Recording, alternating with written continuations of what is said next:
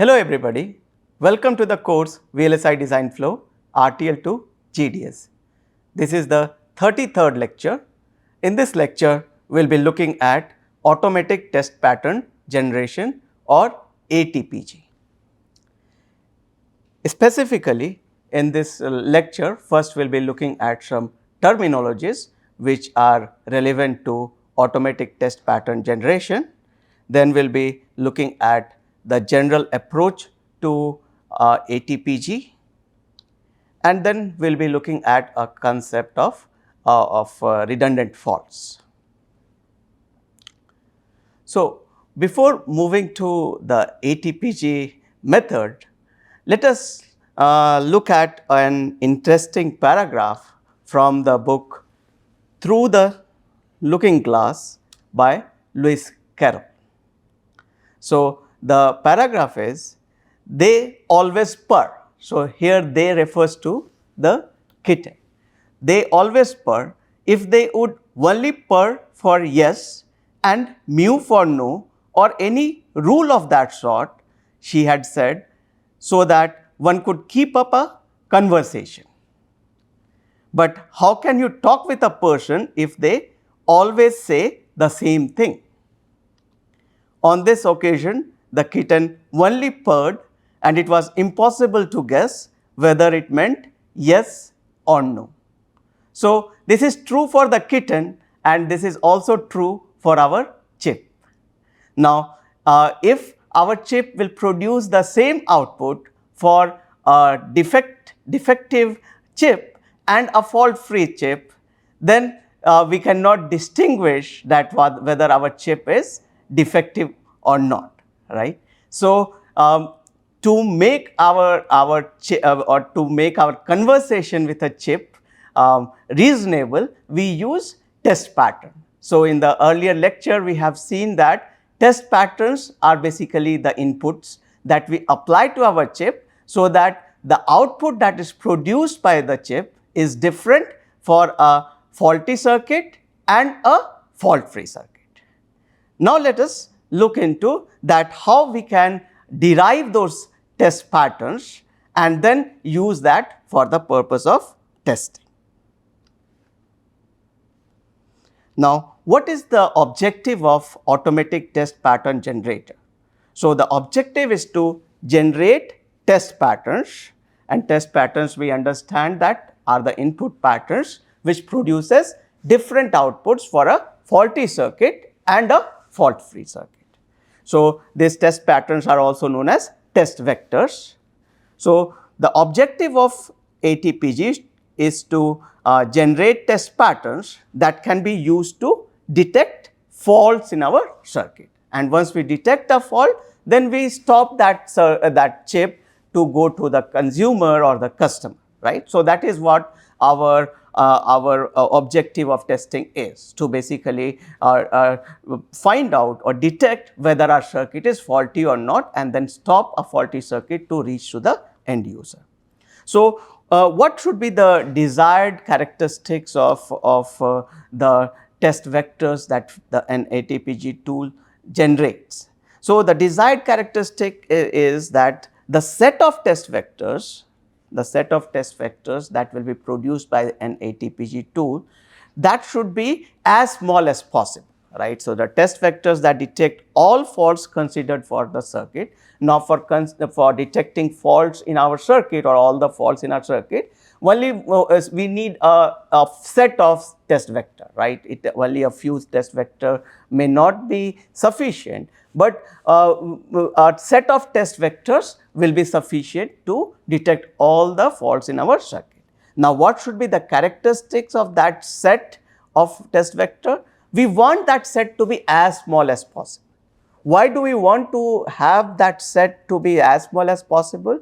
Because it will be reducing the cost of testing. And note that once we have a set of test vectors, we need to apply those test vectors using automatic test equipment to our chip, right. And once we apply those test patterns, then we can detect whether the circuit is faulty or not. Now, if the set of test vector is large, right, there are too many test vectors, for example, say there are 10,000, right? Then in that case, the time required to apply those test vectors during testing will be very high, right?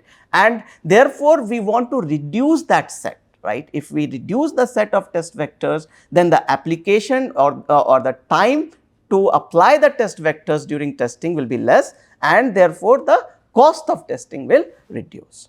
So, the desired characteristics of the set of test vectors is that it should be as small as possible. Now, if we consider a generalized sequential circuit, for a generalized sequential circuit, generating test vectors or sequences is very difficult. Why it is difficult? Because to apply the test vectors, we or to our say combinational circuit in our in a sequence combinational circuit components inside our in a sequential circuit, we need to take it to some certain states, right? So, if we can a generalized form of sequential circuit can be viewed as an FSM in which there are lots of states, right? Now, to apply a particular test pattern to a combinational circuit element, we have seen in last lecture that we need to go through a set of states, right? And so reaching certain states may be exponential, and therefore, it may take lot of time during testing, and also deriving those test vectors for a generalized sequential circuit is more difficult. Why? Why it is difficult? It is difficult because the ATPG tool needs to explore the set of states, right? So, it will require state exploration, and we have seen in earlier lectures that in the number of states in a circuit can be exponential in number of state elements, and it may it may be computationally very challenging to explore or to do state space exploration, right. So, for a generalized sequential circuit, finding test sequence of test vectors is challenging. So, how do we tackle this problem? So, in the last lecture, we have seen scan design flow, right, and we have seen that in scan design flow, what we do is that we make some changes in our circuit, and by making changes in our circuit, we get a set of we get scan chains, or the sequential circuit elements or flip flops are connected in form of a shift register in the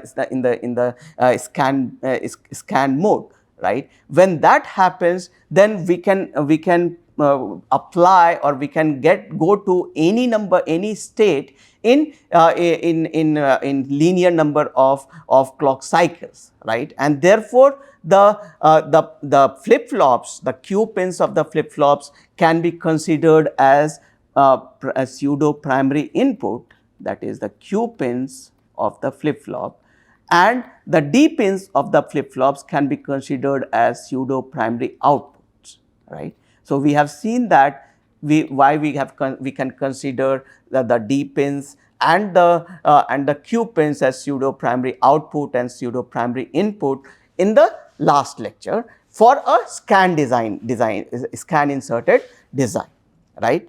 Now, if that is the case, then we can actually we need to find set of test vectors only for combinational logics, right. We can treat the sequential circuit elements like flip flops that they are similar to input ports, right. So, we can assume that we need to find test vectors only for a given logic of combinational circuit elements, and the inputs to this logic combinational logic will be either the primary inputs, right, the PIs, the primary inputs or input ports of our design, or it can be the Q pins of the sequential circuit elements, which acts as pseudo primary input, right, and this is our combinational circuit element.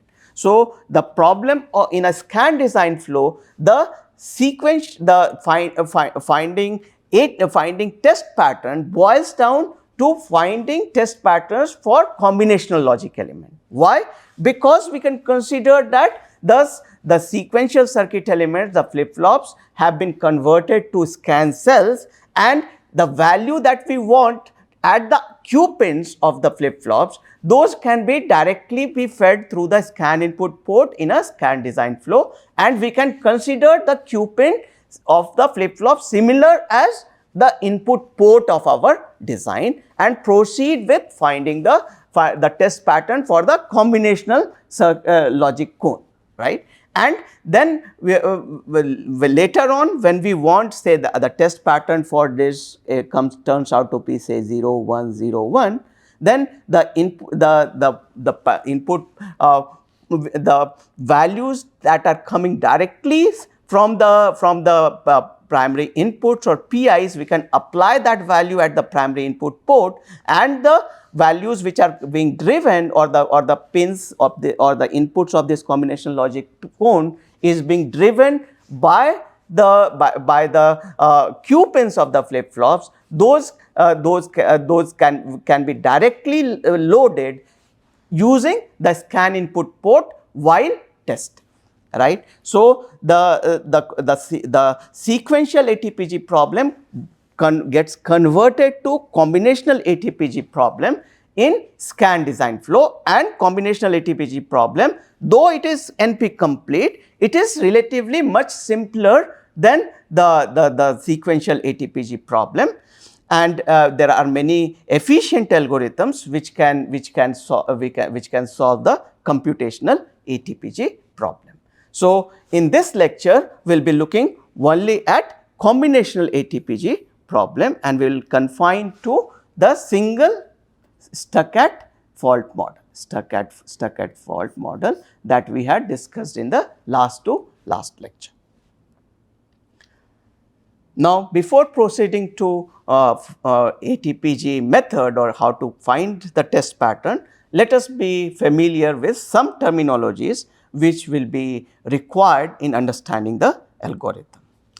So, let us assume that this is our combinational circuit, right. Given combinational circuit, this A, B, C, D, E can be either the primary input ports or it can be pseudo primary input ports, meaning that this can be the Q pins of the flip flops. Okay. Now, in this combinational circuit, we can define path. Now, what is a path? Path is a sequence of pins in topological order, right. For example, we can say that this is a path. We call it as P1, right. Now, how can we represent it? We can represent P1 as a sequence of pins in topological order. So, this path starts at the pin Y. So, we say that G3, the name of the instance is G3, right. So, G3 and the name of the pin is Y. So, G3Y, right, comma, then the second pin is G4X2. So, G4X2, then G4Y,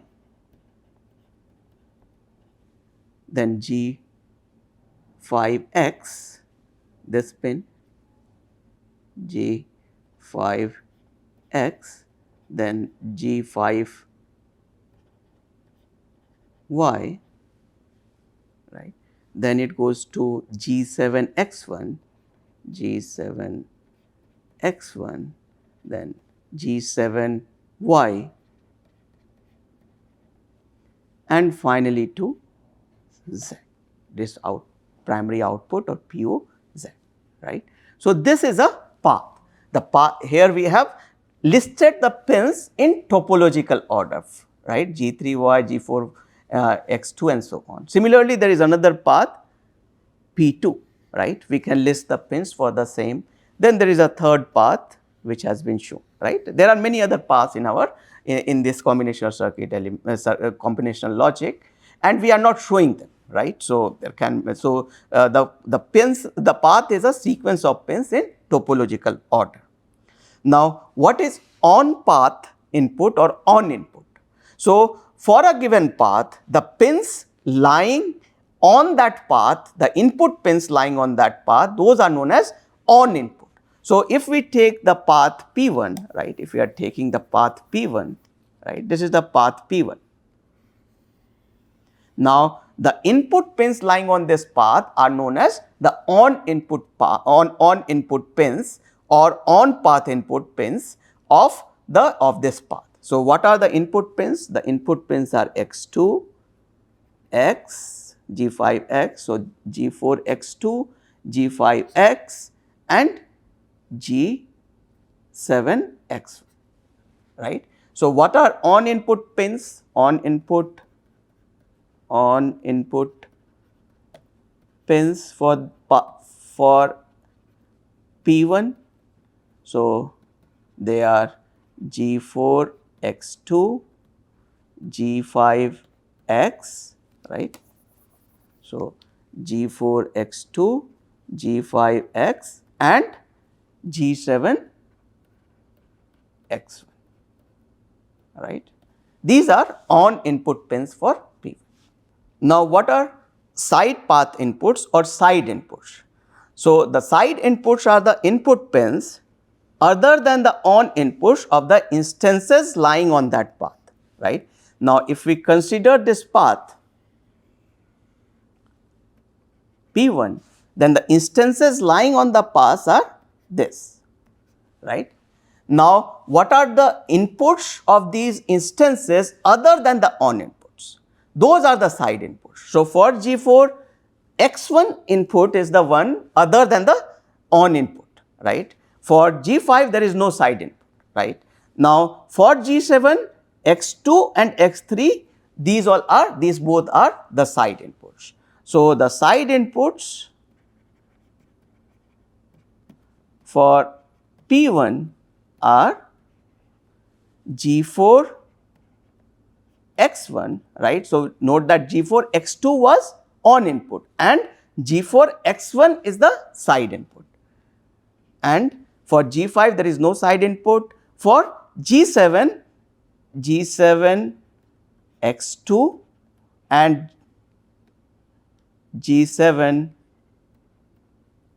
X3, these are side inputs, right. So, now we have understood that for a combinational circuit, what are paths, what are on inputs and what are side inputs. We will use these definitions in later part of this lecture. Now, for a multi-input gate, we should also understand what are controlling value, right. Now, what is a controlling value for a multi-input gate? So, the value that can be assigned to any input of the gate such that output is known irrespective of the values on the other inputs. Those are known as the controlling value. So, let us understand it with an help of an example, right. Let us consider say an AND gate, right. If we can assign a value to any input of the gate for an AND gate, that the output is known irrespective of what their values are at the other inputs, right. So, for an AND gate, if suppose we make this input A is equal to 0, then irrespective of what is there at the other input, the output is known, that the output of this AND gate will be 0, right. So, 0 is a controlling value for an AND gate, right. Similarly, for NAND gate, the controlling value will be 0, because if in a NAND gate, if we make any input as 0, then the output is known to be 1 irrespective of other inputs, right. Similarly, for OR gate, if the input is made 1, right, then the output becomes 1 irrespective of other inputs, and therefore, 1 is the controlling value for an OR gate, and 1 is controlling value for a NOR gate. For an XOR gate, the output depends on always depends on the other input, right. For example, if we have 0, then at the input of an XOR gate, the output will be 0 if the other input is 0, or it will be 1 if the other input is 1, right. So, irrespective, similarly if we put any value, or if we put 1 at the input of an XOR gate, if the other input is say 0, the output will be 1, and if the other input is 1, then the output will be 0, right. So, even if we put 0 or 1, we do not know what the output will be, because the output will be defined by the other input, right, and therefore, there is no controlling value for an XOR gate. Now, what are non-controlling values of a multi-input gate? So, value that can be assigned to any input of the gate such that the output is decided by the value of the other inputs, right. Now, it is easy to guess for an AND gate what will be the non-controlling value. The non-controlling value will be 1, right, because if we put 1 on an AND gate, the value will be decided by other gates, right, whether it is other inputs, whether the other inputs are having 0 or 1, depending on that the output will get a value of 0 or 1, right. So, the 1 is a non-controlling value for AND gate, NAND gate, and 0 is a non-controlling value for OR gate and NOR gate, right, because when they take non-controlling value at an input, the output will be decided by some other inputs of that gate, right. And for XOR gate, we have seen that if it takes 0 or 1, the output will be decided by the other input, right, and therefore, 0 and 1 both are non-controlling value for an XOR gate. Now, let us look into a generalized approach to generating test pattern for a combinational circuit for single stuck-at fault model. So, there are many algorithms for generating test patterns, but let us look into a method which is known as path sensitization method. So, in path sensitization method, we generate test pattern in 3 steps. The first step is fault sensitization, second is fault propagation, and the third is line justification. So, we will be looking at what these steps do with the help of an example. So, let us assume that we have a circuit which is a combinational circuit which is shown here, and there is a stuck-at fault, or we want to generate or get a test vector or test pattern for the stuck-at fault or stuck-at 1 at this input pin, that is G4 X1. So, let us generate or determine the test pattern to detect stuck-at 1 fault at the input or the input pin G4 X1, right. Now, how do we generate the test pattern? So, first step is that we do fault sensitization. So, in fault sensitization, we find the value at the input ports that will set the value at the fault site opposite of the fault value, right. So, in this case, the stuck-at 1 fault is there, right, and the opposite value to the fault is 0, right. It is stuck-at 1, so we take opposite of that, and that is 0. So, now we want to find the value at the input ports of the combinational circuit, which will make this which will lead to the value of 0 in this case, right. So, why we are confined to finding set of values at the input ports? Because during testing we have access only to the input ports and the output ports in our design or in our circuit, right, and therefore, test patterns are the values that must be applied at the input ports, right. So, first what we do is that we find the value at the input port which will drive or lead to a value at the fault site opposite to what the fault we have assumed. In this case, the fault that we have assumed is stuck-at 1, right. So, we want a 0 at the fault site, that opposite of it, and we want to find the value at the input port which will lead to a value 0 at this point, right. So, why we want to do this or why do we do fault sensitization? So, intuitively what it means is that if we are able to get opposite of this value, right, if opposite of the value of the fault case, right. So, the fault is 1, right, it is stuck at one fault. So, the faulty value at this point at the fault site is 1, and we are trying to get a value of 0, right. So, once we get the value at the input ports opposite of the fault value, what it means is that at this particular point at the fault site, the behavior of a faulty circuit and a fault free circuit will be different, right, because in the fault free circuit the value will be opposite, right, it will be having a value 0, right, and in the faulty circuit it will have a value 1, right. Now, in this case, if we want to get a value 0 at this fault site, what will be the value we must apply at the input port? We should if this is a NAND gate, we want to get a 0, and we can get a 0 at the output of NAND gate only when all the inputs are having a value of 1, right. So, A should be 1 and B should be 1, right. So, we find to get a value 0 at G4 X1, right, at this point we must have A is equal to 1 and B is equal to 1. So, this is what is done in fault sensitization. Then we go to the next step, that is fault propagation. What we do in fault propagation is that for the path from the fault site to the output port, set the value of the side inputs to the non-controlling value, right. Now, what we do is that we from this fault site to the output port, right. So, this is the path we are considering, right. So, the path here is G4 X1, G4 X, Y and Z, right. Now, for this path, what is the side input? The side input is X2, right. The side input is G4 X2. Now, we want this G4 X2, that is side input, to take non-controlling value, right.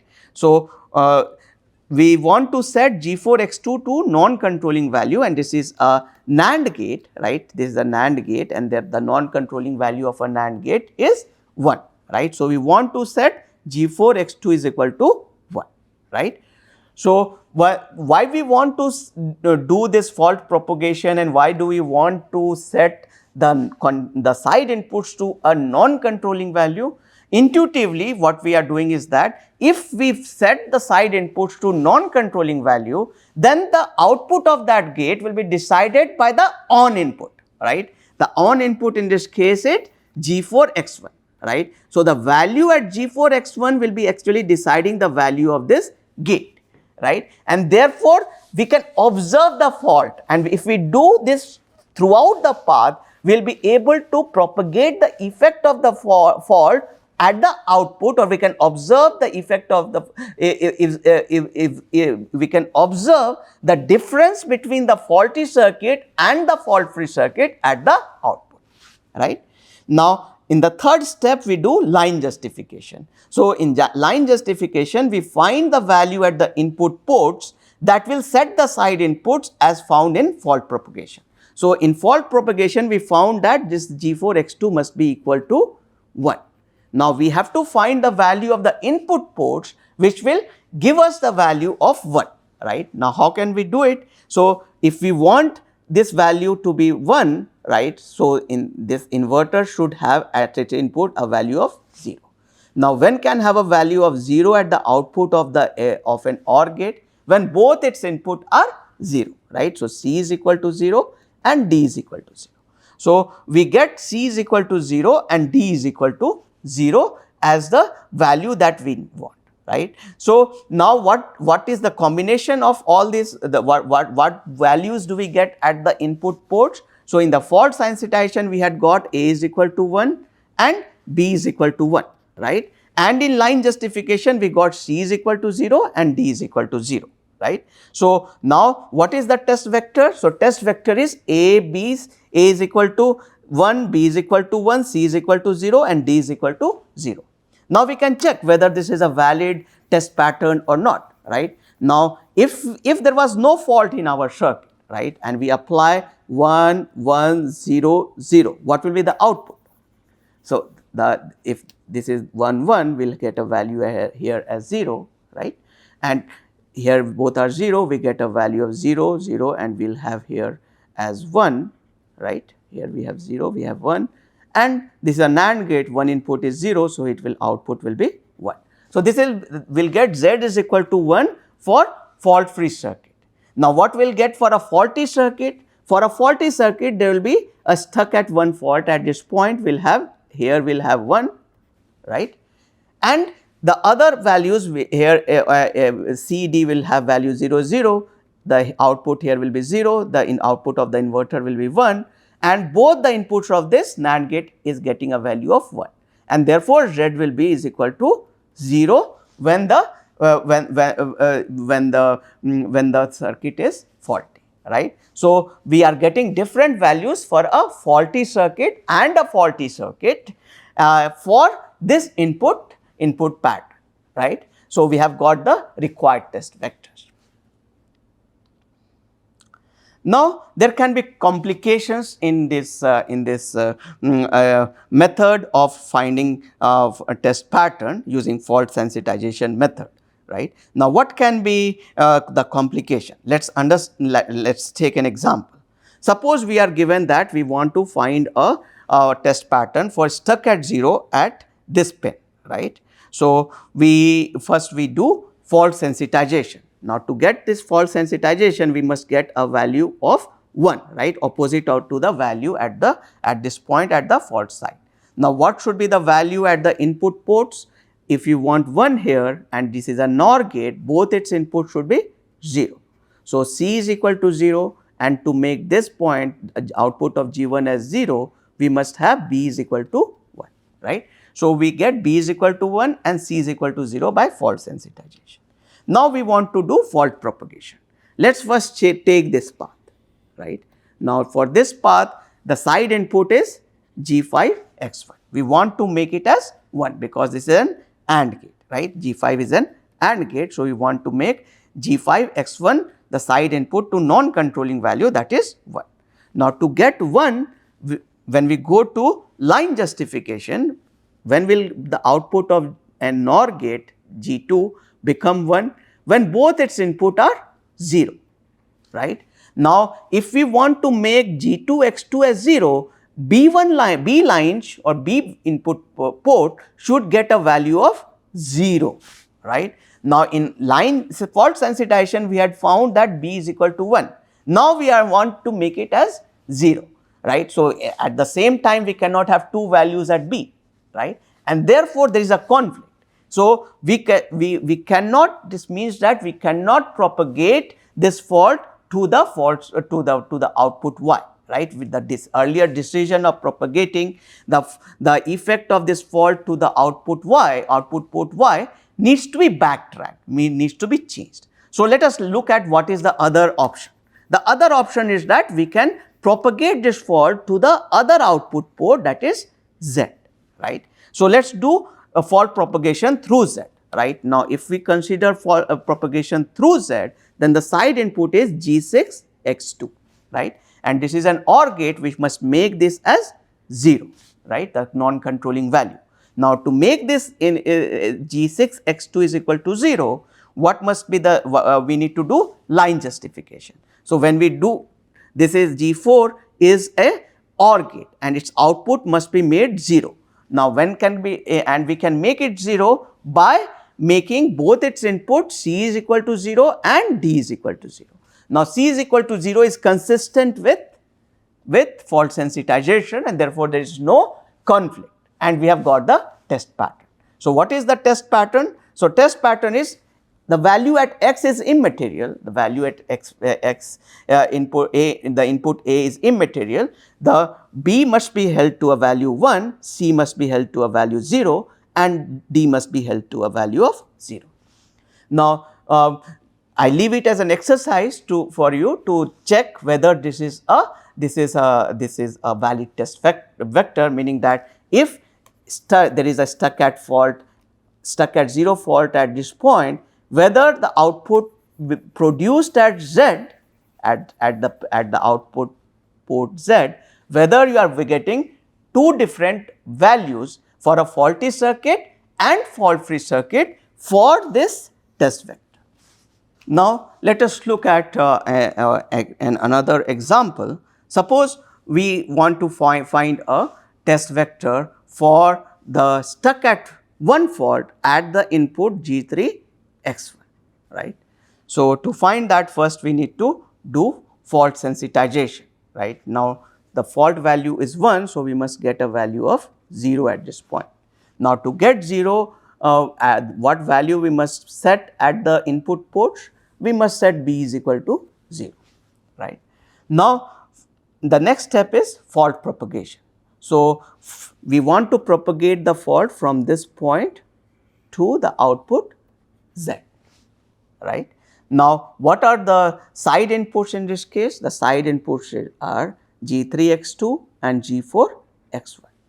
We want to set them to non-controlling value. So, we must set this to a value of 1 because this is an AND gate and non-controlling value for an AND gate is 1, and for G4 X1 we must set it to a value of 0, right. Next step is the line justification. So, in line justification we must get these values at the side input using the input ports. Now, for the side input G3 X2 we must make C is equal to 1. Now, for the other input, the side input, that is G4 X1, this must be made as 0, right.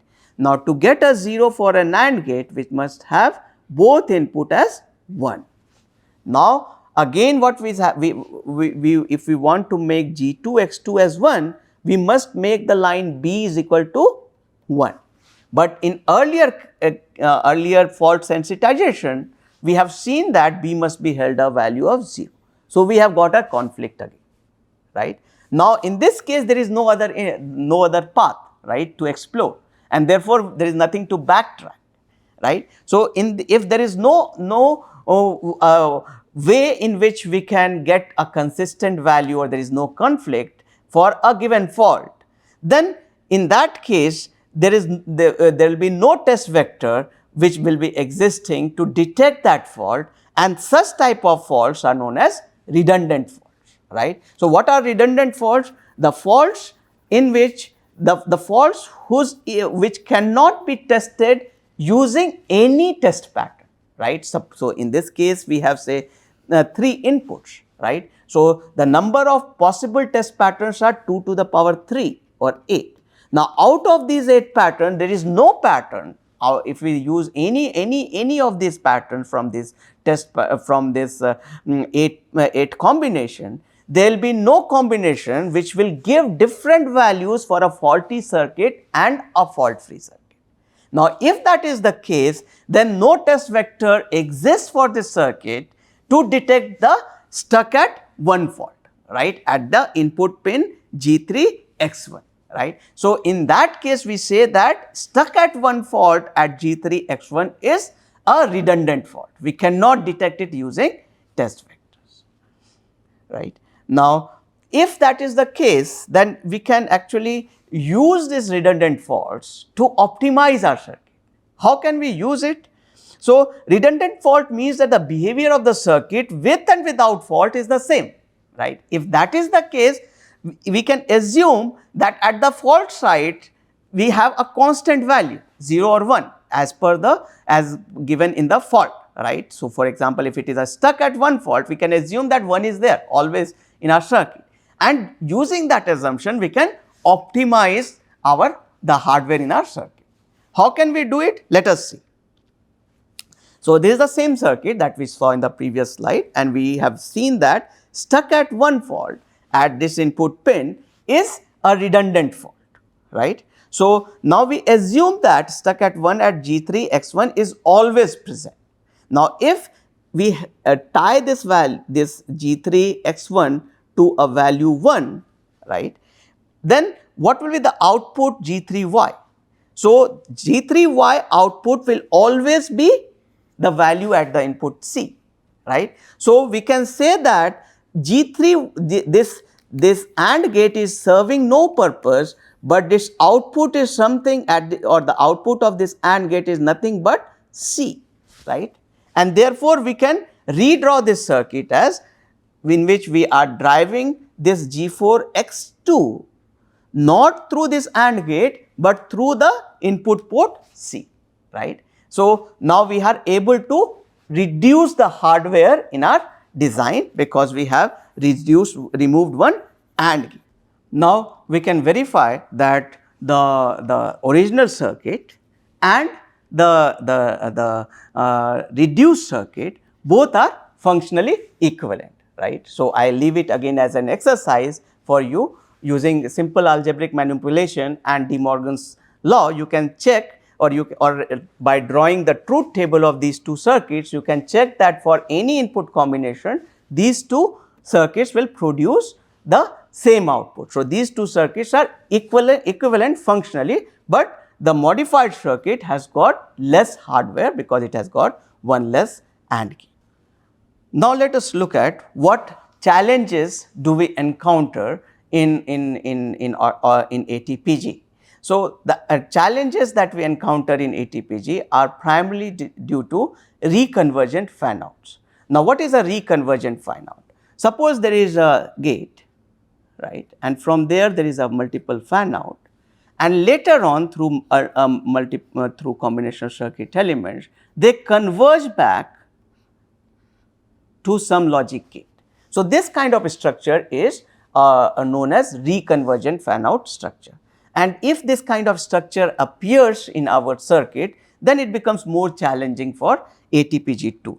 Why it becomes more challenging? Because in ATPG at various levels, then it needs to take some decisions, and decisions leads to implications, and these implications can actually lead to conflicts. So, multiple implications can lead to conflicts, and then we have to backtrack our earlier decisions, right. And these backtracking leads to more run time, and therefore, it makes the algorithm more complicated, right. So, in ATPG tools, what we do is that we set some backtracking limit. Why we want to set backtracking limit is because there can be redundant faults in our circuit, right. And for redundant fault, there is no test pattern actually in a circuit which can detect the fault. So, we can do many times backtracking and still will not be able to get the required test pattern, right. So, ATPG tools have a backtrack limit. They say that if there is a backtrack limit, say 1000, right, then if that number of backtracking has been done for a given fault, then it will assume that that fault is a redundant fault, and it will not, and it will move to the next fault or finding test vector for the next fault, right. So, there is some backtracking limit typically used in ATPG tools to avoid spending too much runtime on the redundant faults, right. Now, while setting this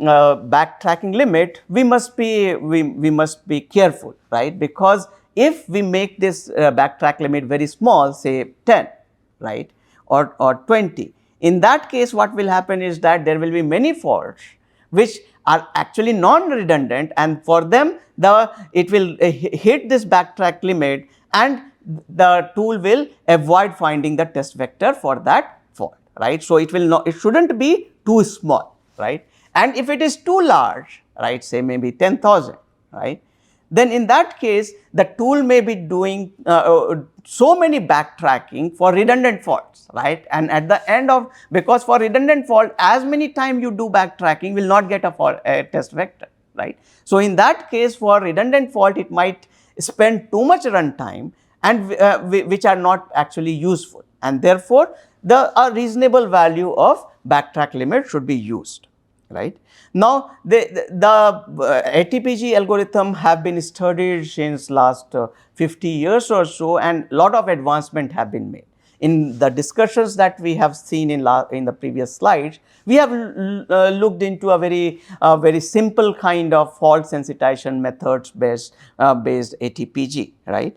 There are the first algorithm was proposed in 1966, or that was known as D algorithm by Roth, and later PODEM algorithm was proposed by Prabhu Goel in 1981, and FAN algorithm was proposed by Fujiwara in early 1980s. So these are some of the algorithmic advancement or important algorithmic advancements in the ATPG algorithm, right? Now, if you want to know more about ATPG, I suggest that you go and refer to these books. Now, to summarize, in this lecture what we have done is that we have looked into a method of generating a test pattern for combinational circuit for stuck at fault, and that method is fault sensitization method. And we also looked into what are redundant faults and how they can be used to optimize our circuit. Now, in last two lectures, we have looked into scan design methods and combinational ATPG, and a combination of a scan design method and combinational ATPG is very popular, and that is basically for that has to be used using automatic test equipment, or those test or DFT methods are basically targeted for automatic test equipment based testing. Now, in the next lecture, we will be looking into another testing paradigm, which is known as built-in self-test. Thank you very much.